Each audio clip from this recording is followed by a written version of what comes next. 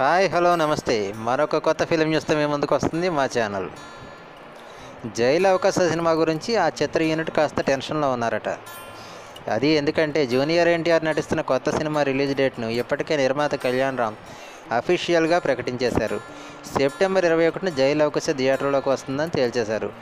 ఈ release date కారణంగా నందమూరి అభిమానులు ఫుల్ ఖుషీగా ఉన్నారు. దసరా పండుగ సెలవుల మొత్తాన్ని ఎన్టీఆర్ క్యాష్ చేసుకుంటాడని ఫిక్స్ అయిపోయారు. కానీ జైలు అవకాశ రిలీజ్ డేట్పై ఓ వర్గం మాత్రం ఏమాత్రం హ్యాపీగా లేదు.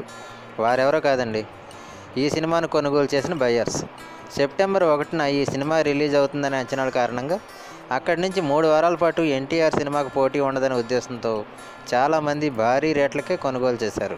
కానీ ఇప్పుడు రిలీజ్ డేట్ 20 రోజులు వెనక్కి వెళ్ళిపోవడంతో దసరా సినిమాలతో పోటీ పడక తప్పని పరిస్థితి ఏర్పడుతుంది.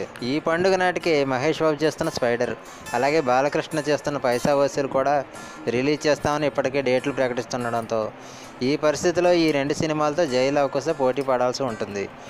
1 వారం మాత్రమే ఎన్టీఆర్ మూవీకి స్కోప్ ఉంటుంది. ఒకవేళ ఒకటే డేట్కి జైలు అవకాశ స్పైడర్ వస్తే మాత్రం అప్పుడు పరిస్థితి మరింత క్రిటికల్గా అయిపోతుందని, మురుగదాస్ మూవీ కావడంతో స్పైడర్కి ఎడ్జ్ ఉంటుందని అంటున్నారు బయ్యర్స్. అందుకే జైలు అవకాశ విడుదల తేదీని కొంచెం ముందుకు జరపాలని నిర్మాత కళ్యాణ్ రామ్ను అడుగుతున్నారట.